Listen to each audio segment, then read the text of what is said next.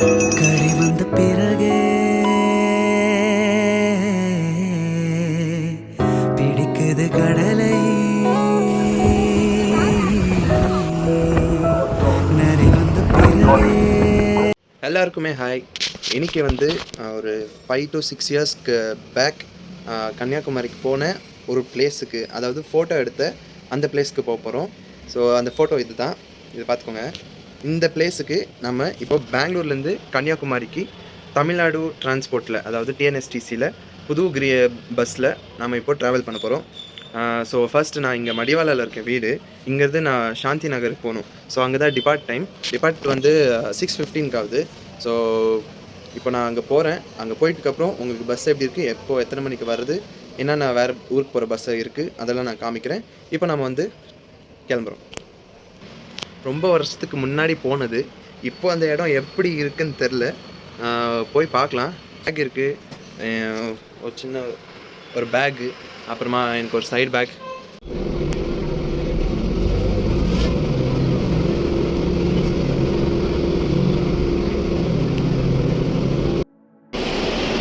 நாம் இப்போ சாந்தி நகருக்கு வந்துட்டோம். இங்கே பஸ்ஸு தேடணும். நம்மளோட பஸ்ஸஸ்லாம் எங்கே இருக்குன்னு தெரியல. இது போய் தேடினா தான் தெரியும். நம்மளோட பஸ்ஸு, தமிழ்நாடு பஸ் எல்லாமே அந்த சைடு தான் நிற்கும். இந்த பக்கம் ஃபுல்லாக பிஎம்டிசி, நான் நிற்கிற இடத்துல. அந்த எஸ்சிடிசிக்கு பக்கத்தில் இன்னொரு லைன் இருக்கும், அது ஃபுல்லாகவே அம்பாரி பஸ்ஸு, கர்நாடகத்தோட அம்பாரி பஸ்ஸு. அப்புறம் வேறு என்ன பெரிய பெரிய பஸ்ஸுங்க, தூரமாக போகிற ஊருக்கு போகிற பஸ்ஸுங்கள்லாம் நிற்கும். இதுதான் நம்மளோட பஸ்ஸு. ஒரு வழியாக கண்டக்டரை தேடி அவர்கிட்ட கேட்டப்போ நம்மளோட பஸ் அங்கே நிற்குது பார்ப்போங்க அப்படின்னு சொன்னாங்க. அதுக்கப்புறமா தான் வந்தோம். நம்மளோட பஸ்ஸு பாருங்கள், புது பஸ்ஸு தான், இப்போ தான் விட்டாங்க. அந்த பஸ்ஸு கன்னியாகுமரி வரைக்கும் போகுது.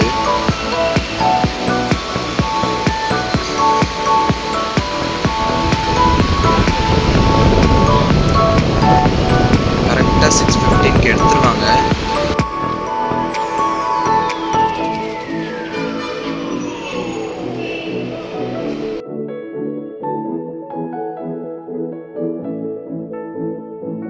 வாங்க நம்ம அதுக்குள்ளே போயிட்டு பக்கத்தில் இருக்கிற அம்பாரி பஸ்ஸை போய் பார்த்துட்டு வரலாம். இது நம்மளோட பஸ்ஸு இங்கே இருக்குது. அப்படியே இந்த பக்கம் வந்தால் வால்வோ பஸ்ஸஸ் பாருங்கள். புது பஸ்ஸு எப்படி இருக்கு பாருங்கள். இந்தியாவிலேயே ஃபஸ்ட்டு கவர்மெண்ட் இந்த 9400 வால்வோ பஸ்ஸை எடுத்திருக்காங்கன்னா அது கர்நாடகா கவர்மெண்ட் தான். ரொம்ப பெருசாகவும் இருக்கும். 9600 வால்வோ மல்டி எக்ஸல் ஸ்லீப்பர். 9400 சொன்னேன், ஆனால் ஆக்சுவலி 9600. பார்க்கவே ரொம்ப அழகாக இருக்குது. அதுவும் அந்த பிக்சரோட அம்பாரினாலே அந்த ஒரு யானை ரைடு போகிற மாதிரி.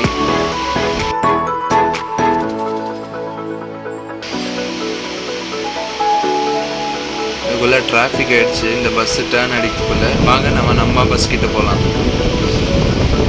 நம்ம பஸ்ஸு இன்னும் கொஞ்ச நேரத்தில் எடுத்துருவாங்க. இதுதான் நம்மளோட பஸ்ஸு எடுத்துட்டாங்க. அது எடுக்கும் போது இது பண்ண முடியல, வீடியோ எடுக்க முடியல. அவர் டிக்கெட், என்னோடய சீட் நம்பர் எல்லாம் செக் பண்ணாங்க.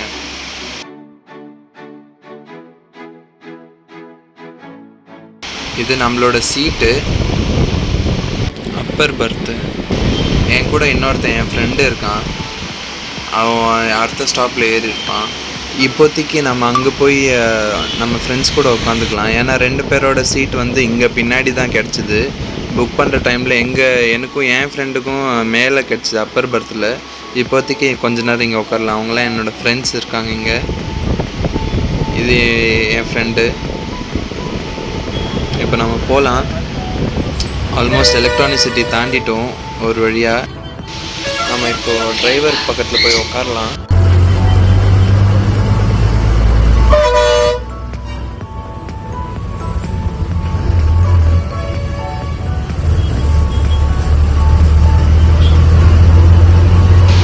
இது எலக்ட்ரானிக் சிட்டி தாண்டி நெல்லூர் அத்திப்பளை கிட்ட போகும்போது உள்ள டிராஃபிக் இருந்துச்சு.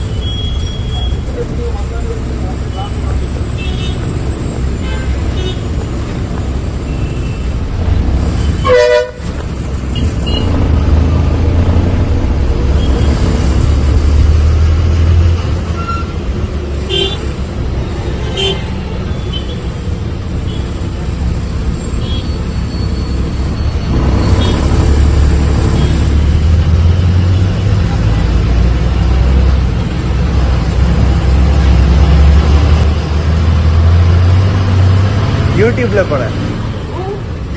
போடுறதுக்கு.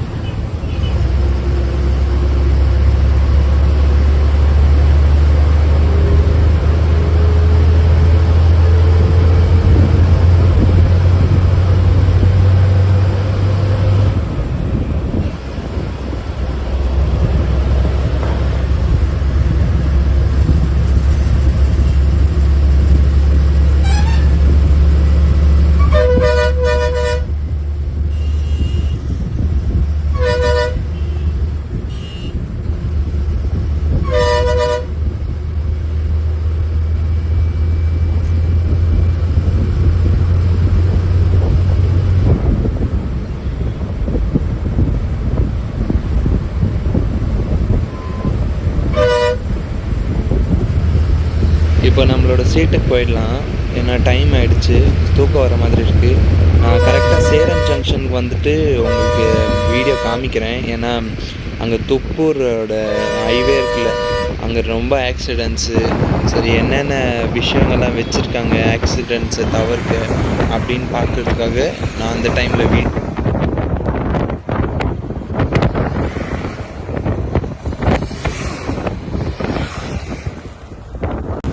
தொப்பூர் என்ட்ரன்ஸ் அண்ட் வந்துட்டோம். என்ட்ரன்ஸ்லேயே ஒரு லாரி வந்து ஆக்சிடென்ட் ஆகிட்டு இருந்துச்சு. ஜேசிபிக்கு பக்கத்தில் வச்சுருந்தாங்க. எவ்வளோ சைன் போர்ட்ஸ் இருக்குது பாருங்கள். 30 கிலோமீட்டர் ஸ்பீடில் தான் போகணும். ரெட் லைட்ஸ் பாருங்கள், எவ்வளோ சிக்னல்ஸ் இருக்குது பாருங்கள். என்ட்ரு ஆகும்போதே ஒரு மாதிரி த்ரில்லிங்காக இருந்துச்சு பார்க்குறதுக்கு. ஆப்போசிட்டில் எவ்வளோ டிராஃபிக்காக இருக்குது பாருங்கள். இந்த இடத்துல மட்டும் இவ்வளோ நேரம் ஃப்ரீயாக இருந்துச்சு. இந்த ஹைவேஸ் தொப்பூர் ஹைவேஸ்க்கு மட்டும் இவ்வளோ டிராஃபிக்காக இருக்குது. அதுக்கு ஏற்ற மாதிரி ஏதோ ஒரு ரீசன்ஸ் இருக்குது. அதனால தான் இப்போ நம்மளுக்கு ஒரு வாய்ஸ் கேட்கும் பாருங்கள்.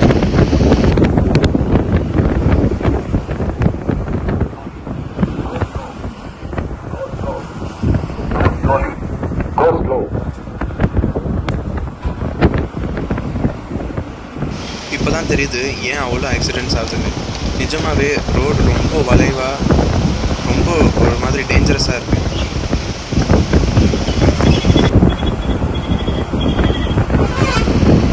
இன்கேஸ் டிரைவர்ஸுங்களெல்லாம் தூக்கம் வர மாதிரியோ டயர்டாக இருந்தோ அவங்களெல்லாம் அவேக் பண்ணுறதுக்காக தான் இந்த ஆடியோவை வைக்கிறாங்க, கோ ஸ்லோலிட்டு.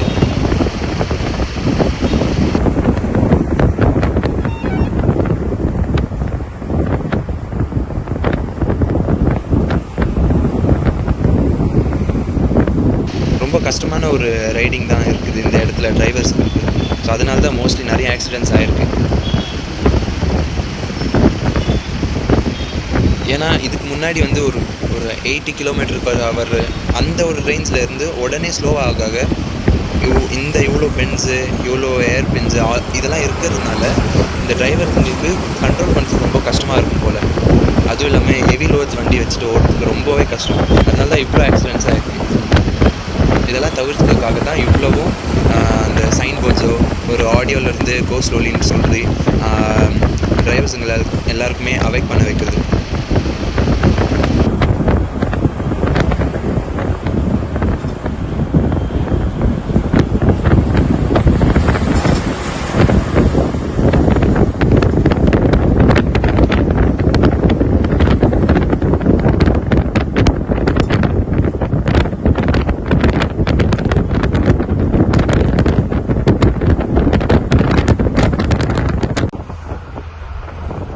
அதுதான் last.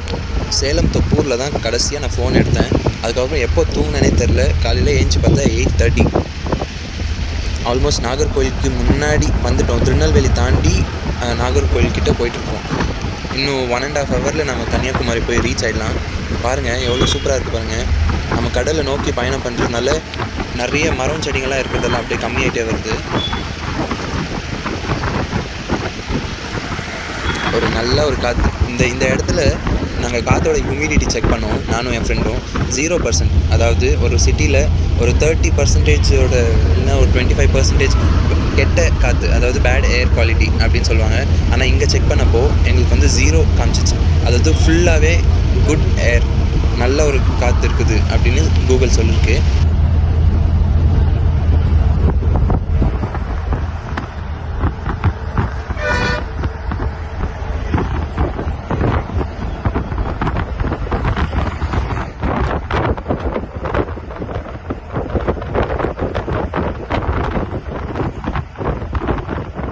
Since it is a government bus, அதாவது SCTCன்றதுனால 6:15 நேற்று ஈவினிங் 6:15க்கு எடுத்து இன்னைக்கு கன்னியாகுமரி போய் ரீச் ஆகுது 9:30, அப்படி இல்லைன்னா 10 o'clock ஆகிடும்.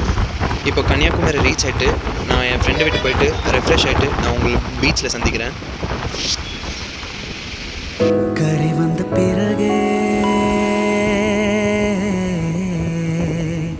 பிடிக்குது கடலை,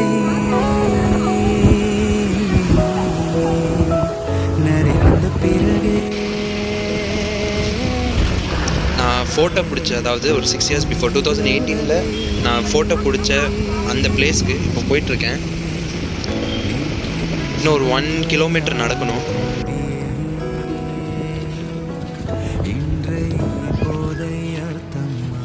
இப்போ நாம் இருக்கோம்ல, இந்த இடம் தான் இந்தியாவோட லாஸ்ட் பாயிண்ட். அதாவது ரைட் சைடில் ஒரு சின்ன ஒரு கோயில் மாதிரி இருக்கும். அதுதான் மோஸ்ட் டிப்பு, அதாவது ரொம்ப லாஸ்ட் பாட்டமில் இருக்கிறது ஒரு பாயிண்ட் அப்படின்னு சொல்லியிருக்காங்க. யோசிச்சு பாருங்க, ஒரு கண்ட்ரியோட லாஸ்ட் பாயிண்டில் இருக்கும். முன்னாடி போயிட்டு லெஃப்ட் எடுத்து டெட் எண்டுக்கு போனோன்னா நான் ஃபோட்டோ பிடிச்ச இடம் அங்கே இருக்குது. இப்போ நம்ம அங்கே போகலாம். அந்த இடத்துல தாங்க, அந்த இடத்துக்கு முன்னாடி ஆப்போசிட்டு இந்த கரை ஓரமாக இருக்கிற இடத்துல தான் எடுத்தது. ஆல்மோஸ்ட் வந்துட்டோம் கிட்ட. நான் ஃபோட்டோ பிடிச்ச இடத்துக்கு நெருங்கிட்டோம். இப்போ தேடிட்டு இருக்கோம் அந்த இடம் எங்கே இருக்குன்னு.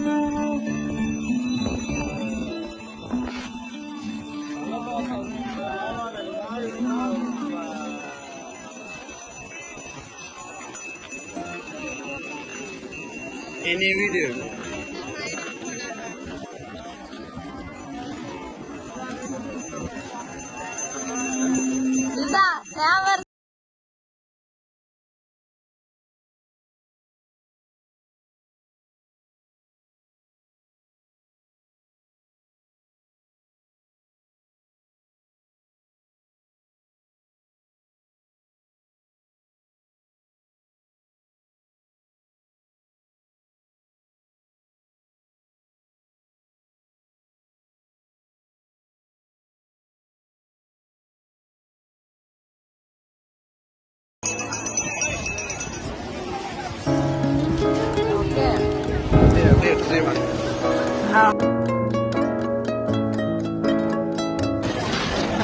ஒரு வழியா பெங்களூர்ல இருந்து கிளம்பி இங்க கன்னியாகுமரி வந்து நீ பேசுறது வந்துட்டோம்.